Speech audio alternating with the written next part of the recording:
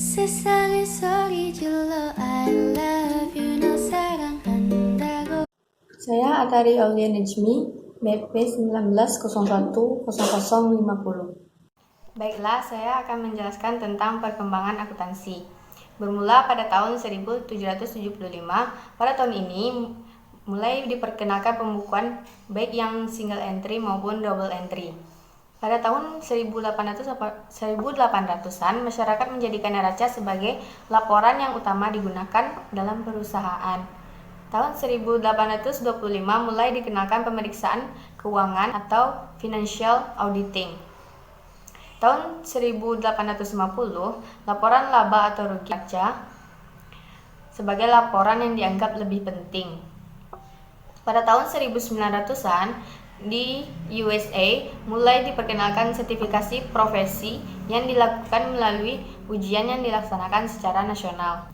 Pada tahun 1925 mulai diperkenalkan teknik-teknik analisis biaya akuntansi untuk perpajakan, akuntansi pemerintah, serta pengawasan dana pemerintahan. Sistem akuntansi yang manual beralih ke sistem EDP dengan mulai diperkenalkannya punch card record.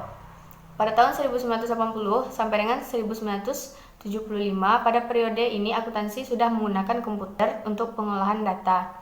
Lalu sudah dilakukan perumusan prinsip akuntansi atau GAAP atau hingga perencanaan manajemen serta manajemen auditing mulai diperkenalkan. Pada tahun 1975, total system review yang merupakan metode pemeriksaan efektif mulai dikenal dan social accounting menjadi isu yang membahas pencatatan setiap transaksi perusahaan yang mempengaruhi lingkungan masyarakat. Sekian dari saya. Assalamualaikum warahmatullahi wabarakatuh. Saya Maisti Yulianisa, BP 19010014. Perkembangan akuntansi di Indonesia. Akuntansi mulai diterapkan di Indonesia sejak tahun 1642.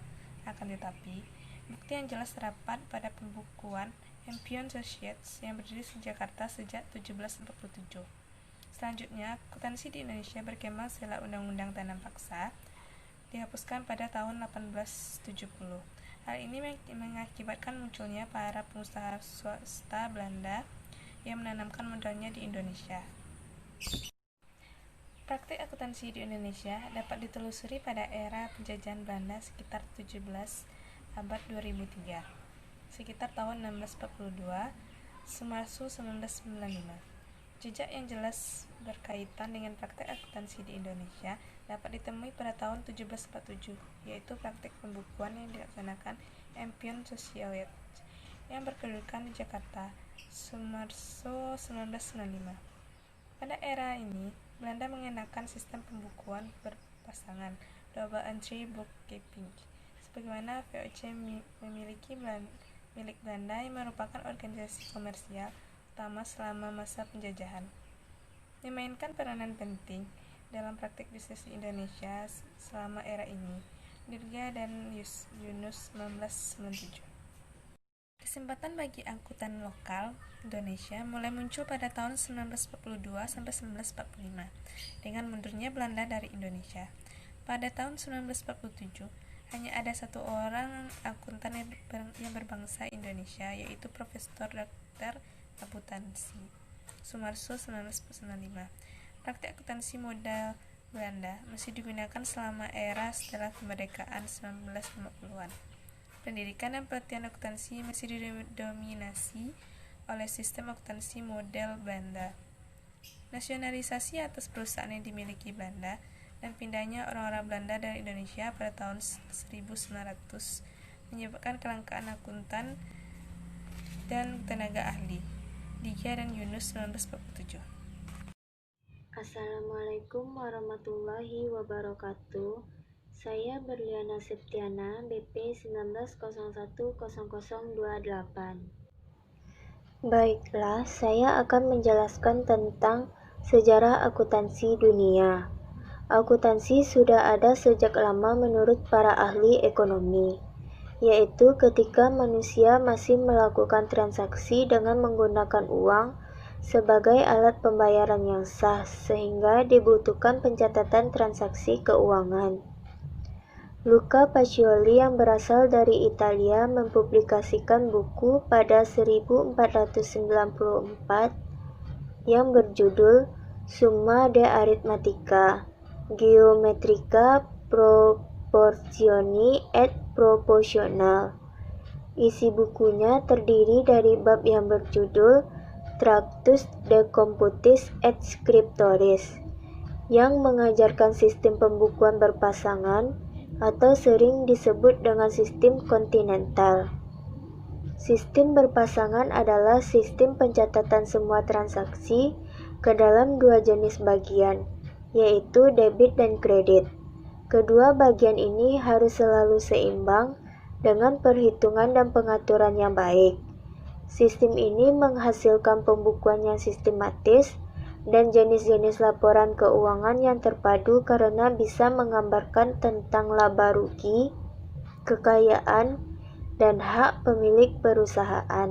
Saya Vici Divitri, BP 19010027. Sejarah akuntansi di Indonesia. Praktik dan konsep dasar akuntansi di Indonesia bisa ditelusuri melalui sejarah perkembangan akuntansi pada era penjajahan Belanda sekitar tahun 1642. Rekam jejak yang bisa menjelaskan praktik akuntansi di Indonesia sekitar tahun 1747 saat dilakukan praktik pembukuan yang dijalankan oleh Ampion Societat yang berpusat di Jakarta. Pada era penjajahan Belanda, pembukuan dilakukan dengan sistem pembukuan berpasangan yang sesuai dengan gagasan Lucas Paciolo. Pada tahun 1907 di Indonesia diperkenalkan sistem pemeriksaan untuk menyusun dan mengontrol pembukuan perusahaan. Namun sistem ini belum bisa dilakukan oleh masyarakat Indonesia sampai masa penjajahan berakhir. Saya Helmida BP 19010031. 3. Perkembangan akuntansi. Akuntansi berkembang sejalan dengan perkembangan ekonomi dan timbulnya pemisah antara pemilik dan manajemen. Perkembangan akuntansi ini dipengaruhi oleh perkembangan sistem, kultur, dan konstruksi sosial masyarakat. Akuntansi seperti juga aktivitas manusia dan bidang-bidang disiplin lainnya merupakan produk yang tidak bisa dilepas dari lingkungan. Lingkungan aktivitas terdiri atas kondisi sosial, politis, hukum, kendala-kendala dan pengaruhnya yang berubah dari waktu ke waktu. Oleh karenanya, tujuan dan praktik akuntansi di masa lalu berbeda dengan masa sekarang. Hal ini diakibatkan adanya permintaan dan pengaruh lingkungannya yang sesuai berubah. Dan teori akuntansi pun telah berkembang sesuai dengan perubahan yang terjadi. Timbulnya revolusi industri pada tahun 1776 juga menimbulkan efek positif terhadap perkembangan akuntansi. Demikian halnya dikeluarkan Undang-Undang Perusahaan yang pertama kali di Inggris tahun 1845 yang mengatur kemungkinan perusahaan meminjam uang, mengeluarkan saham, membayar utang, dan dapat bertindak sebagaimana halnya perorangan. Perusahaan dapat dibentuk oleh beberapa orang yang bekerja bersama-sama dalam satu badan. Keadaan seperti inilah yang menimbulkan perlunya laporan, baik sebagai informasi maupun sebagai pertanggungjawaban. Assalamualaikum warahmatullahi wabarakatuh. Saya Disa Claudia Surahman, BP 19010039. Baiklah, saya Disa Claudia akan menjelaskan tentang perkembangan akuntansi. Pada tahun 1775 mulai dikenal pembukuan baik yang single entry maupun yang double entry. Beranjak pada tahun 1800 sampai dengan 1875, masyarakat menjadikan neraca sebagai laporan yang terutama digunakan dalam menilai perusahaan. Di tahun 1825 mulai dikenal dengan pemeriksaan keuangan atau bisa disebut financial auditing. Selanjutnya, pada tahun 1850, laporan laba rugi menggantikan posisi neraca sebagai laporan yang dianggap lebih penting. Saat ini, perkembangan ilmu auditing semakin cepat dan audit dilakukan atas catatan pembukuan dan laporan. Memasuki periode 1900 di Amerika Serikat mulai dikenalkan sertifikasi profesi yang dilakukan melalui ujian yang dilaksanakan secara nasional. Perkembangan ini antara lain meliputi hal-hal berikut. Pertama, timbulnya manajemen sains yang mencakup analisis proses manajemen dan usaha-usaha menemukan dan menyempurnakan kekurangan-kekurangannya. Yang kedua, sistem informasi semakin canggih yang mencakup perkembangan model-model organisasi, perencanaan organisasi, dan teori pengambilan keputusan dan analisis cost-benefit. Ketiga, metode permintaan yang menggunakan komputer dan teori cybernetic. Keempat, total system review yang merupakan metode pemeriksaan efektif mulai dikenal. Kelima, social accounting menjadi isu yang membahas pencatatan setiap transaksi perusahaan yang mempengaruhi lingkungan masyarakat. Dan yang keenam, dalam periode ini muncul perencanaan sistem menyeluruh, penerapan metode interdisipliner, human behavior atau yang lebih dikenal dengan perilaku manusia menjadi bahan kajian. Nilai-nilai sumber daya manusia menjadi penting dan hubungan antar lembaga pemerintah semakin penting. Selanjutnya, juga dalam periode ini, akuntansi sudah dapat dianggap memberikan laporan tentang pajak. Cost accounting mulai dikenal termasuk laporan dan statistik biaya dan produksi. Sedangkan pada tahun 1925 terdapat banyak perkembangan dalam tahun ini, yaitu mulai dikenal akuntansi pemerintahan dan pengawasan dana pemerintah.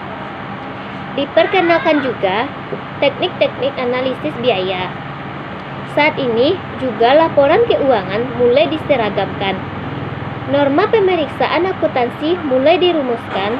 Sistem akuntansi yang manual beralih ke sistem EDP dengan mulai dikenakan Patch Card Record. Selain itu, saat ini juga mulai dikenakan akuntansi untuk perpajakan. Pada tahun 1950 sampai dengan tahun 1975, banyak hal yang dapat dicatat Patch Card Record.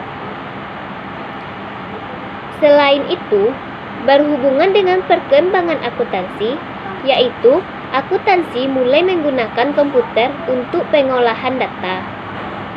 Perumusan prinsip akuntansi telah dilakukan. Analisis cost revenue semakin dikenal. Jasa-jasa perpajakan seperti konsultan pajak dan perencanaan pajak mulai ditawarkan. Profesi akuntan, manajemen accounting sebagai bidang akuntan yang khusus untuk kepentingan manajemen mulai dikenal dan berkembang pesat. Muncul jasa-jasa manajemen seperti sistem perencanaan dan pengawasan dan perencanaan manajemen. Assalamualaikum warahmatullahi wabarakatuh. Saya Rizkon Halalan Toyiba, BP 19010042. Baiklah, saya akan membacakan materi saya yang yaitu istilah-istilah akuntansi. Istilah-istilah akuntansi yaitu yang pertama, agio saham. Agio saham adalah selisih antara harga jual terhadap harga nominal saham pada saat perusahaan melakukan penawaran umum di pasar perdana. Yang kedua, aktiva atau aset. Aktiva atau aset adalah kekayaan yang dimiliki perusahaan. Yang ketiga adalah aktiva tetap. Aktiva tetap adalah kekayaan perusahaan yang bernilai besar yang sifatnya tetap atau permanen. Yang keempat, aktiva tetap tidak terwujud adalah hak istimewa yang dimiliki oleh perusahaan dan mempunyai nilai. Yang kelima, aktiva lancar adalah uang kas dan aktiva lain atau sumber yang diharapkan akan direalisasikan menjadi uang kas atau dijual atau dikonsumsi selama siklus usaha perusahaan yang normal atau dalam waktu satu. 6. Aktiva pajak tangguhan adalah jumlah pajak penghasilan terpulihkan. Yang ketujuh, aktiva investasi adalah perolehan dan pelepasan aset jangka panjang serta investasi lain yang tidak termasuk setara kas. Yang kedelapan, aktiva operasi adalah aktivitas penghasil utama pendapat entitas. Yang kesembilan, aktiva pendanaan adalah aktivitas penghasil utama pendapatan entitas. Yang kesembilan, akun. Akun adalah formulir untuk mencatat setiap perubahan jenis harta. Yang ke-11, akuntansi keuangan adalah formulir untuk mencatat setiap perubahan jenis harta, hutang, dan modal. Yang ke-11, akuntansi keuangan adalah yang menghasilkan informasi keuangan untuk keperluan pihak luar.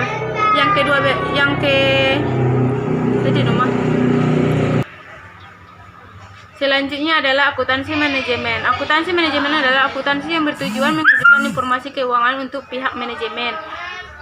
Selanjutnya amortisasi. Amortisasi adalah alokasi sistematis jumlah tersusutkan satu aset tidak terwujud selama masa manfaatnya. Arus kas. Arus kas adalah sistematis jumlah Arus kas adalah arus masuk dan arus keluar kas atau serta setara kas. Aset kontingensi adalah aset potensial yang timbul dari peristiwa masa lalu dan keberadaannya. Aset korporat.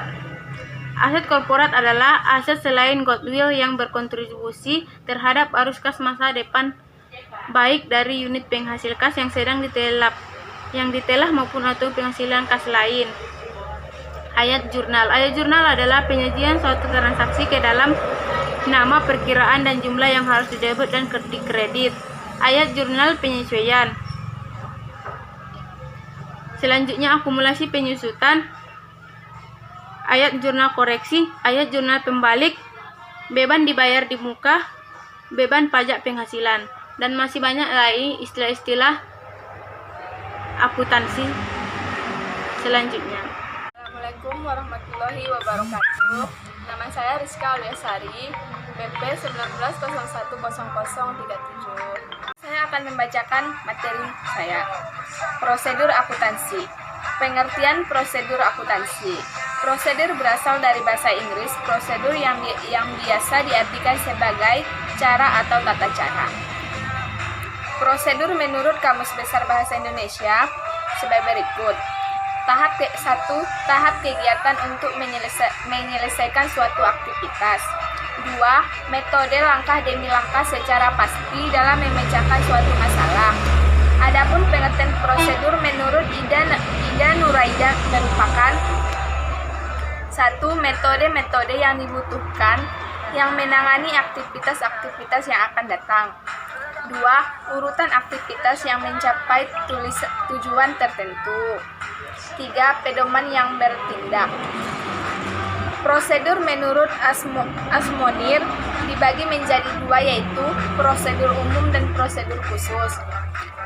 Prosedur akuntansi. 1. Identifikasi transaksi. 2. Analisis transaksi. 3. Pencatatan transaksi pada jurnal. 4. Posting buku besar.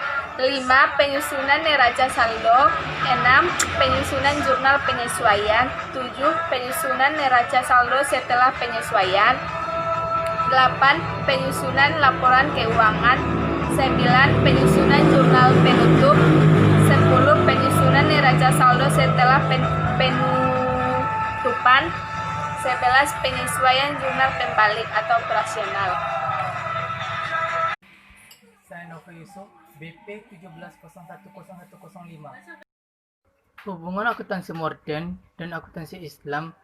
Perkembangan ilmu pengetahuan termasuk sistem pencatatan yang sudah masuk pada zaman Daulah Abbasiyah, sementara dalam kurun waktu yang sama Eropa berada dalam periode Dikta Agnes atau masa kegelapan. Dari sini kita dapat melihat hubungan antara Luca dan Piccioli dan akuntansi Islam. Luca Piccioli sebagaimana adalah seorang ilmuwan sekaligus juga seseorang pengajar di beberapa universitas Italia. Untuk itu beliau telah banyak membaca banyak buku, termasuk buku yang telah diterjemahkan. Hal ini dibuktikan bahaya sejak tahun 1202 Masehi. Buku-buku para ilmuwan Muslim atau Arab telah banyak diterjemahkan ke negara Eropa seperti yang dilakukan oleh Fibonacci of Pisa dengan judul Liber Abaci, Verba Biliorum, dan Epistola dan Professione et Private. Bisa banyak belajar mengenai angka dan bahasa Arab, sehingga di dalam bukunya disebut bahwa ia menyerahkan dan menerangkan manfaat mengenai angka Arab termasuk dalam pencatatan transaksi.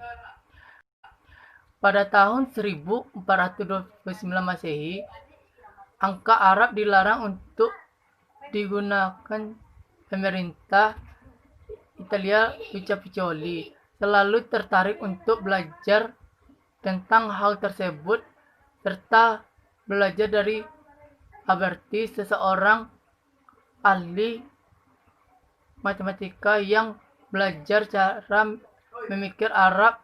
Selalu menjadi karya Pisa sebagai rujukan tahun 1484 Masehi. Pacioli pergi dan bertemu dengan temannya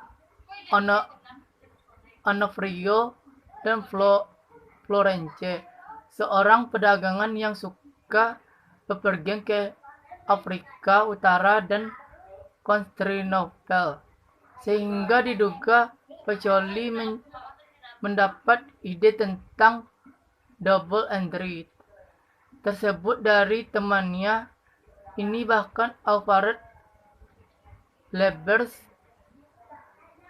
1968 mendukung pendapatan tersebut bahwa memang ada pengaruh dari pedagang Arab pada Italia, walaupun Arab itu tidak berarti hanya Muslim saja.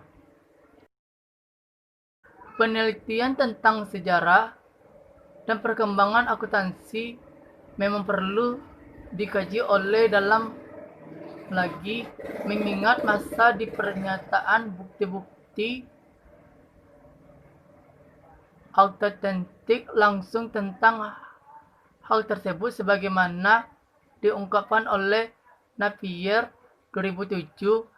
Hal tersebut tertentu harus tetap dilakukan oleh para ilmuwan Muslim saat membuktikan tersebut akan menempuh jalan masing panjang. Mengingat bukti-bukti autentik dari zaman dinasti Abbasiyah atau dengan pusat pemerintah di Kufa, Irak, saat ini sudah banyak yang hilang karena perang. Hubungannya akuntansi modern dengan akuntansi Islam, yaitu di mana zaman modern ini mengikuti dari zaman Islam, contohnya buku-buku yang diterjemahkan ke bahasa Eropa dan mengikuti sistem-sistemnya dan masih saling berhubungan. 2.5 Hubungan akuntansi modern dan akuntansi Islam. Perkembangan ilmu pengetahuan termasuk sistem pencatatan pada zaman dinasti Abbasiyah 750-1258 Masehi sudah sedemikian maju, sementara pada kurun waktu yang hampir bersamaan Eropa masih berat dalam periode The Dark Age. Dari sini kita dapat melihat hubungan antara Luca Pacioli dan akuntansi Islam. Luca Pacioli mengatakan bahwa setiap transaksi harus dicatat dua kali di sisi sebelah kredit dan di sisi sebelah debit. Dengan kata lain bahwa pencatatan harus diawali dengan menulis sebelah kredit kemudian di sebelah debit.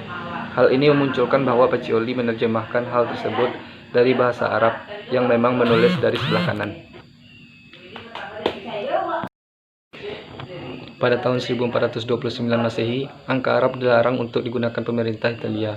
Luca Pacioli selalu tertarik untuk belajar tentang hal tersebut serta belajar dari Alberti, seorang ahli matematika yang belajar dari pemikir Arab dan selalu menjadikan karya Pisa sebagai rujukan. Tahun 1448, Masehi, Pacioli pergi dan bertemu dengan temannya Onofrio di New Florence, seorang pandangan yang suka bepergian ke Afrika Utara dan Konstantinopel, sehingga diduga Pacioli mendapat ide tentang double entry tersebut dari temannya ini. Bahkan Alfred Liberty 1968 mendukung pendapat tersebut bahwa memang ada pengaruh dari pedagang Arab pada Italia, walaupun Arab itu tidak berarti hanya Muslim saja. Luca Pacioli sebagaimana adalah seorang ilmuwan sekaligus juga seorang pengajar di beberapa universitas Italia. Untuk itu beliau telah membaca banyak buku termasuk buku yang telah diterjemahkan. Hal ini dibuktikan bahwa sejak tahun 1202 Masehi, buku-buku para ilmuwan Muslim atau Arab telah banyak diterjemahkan ke negara Eropa, seperti yang dilakukan oleh Fibonacci of Pisa dengan judul Liber Abaci, Verba Filiorum, dan Epistola de Propositionel. Assalamualaikum warahmatullahi wabarakatuh. Nama saya Rini Wayuni, BP 19010005. Saya akan menyampaikan materi tentang hubungan akuntansi modern dan akuntansi syariah. Perkembangan ilmu pengetahuan termasuk sistem pencatatan pada zaman dinasti Abbasiyah pada tahun 750 sampai 1258 Masehi sudah sedemikian maju. Sementara pada kurung waktu yang bersamaan, Eropa berada pada periode yang sebelumnya. Di sini kita dapat melihat bahwa Lucius Pacioli dan berhubungan dengan sistem akuntansi Islam. Lucius Pacioli menyatakan bahwa setiap transaksi harus dicatat 2 kali di sebelah kredit dan di sebelah debit. Dengan kata lain, bahwa pencatatan ini harus dimulai dengan di sebelah kredit dan dengan sebelah debit. Hal ini memunculkan bahwa Pacioli menerjemahkan hal tersebut dari bahasa Arab yang memang mendahulukan tulisan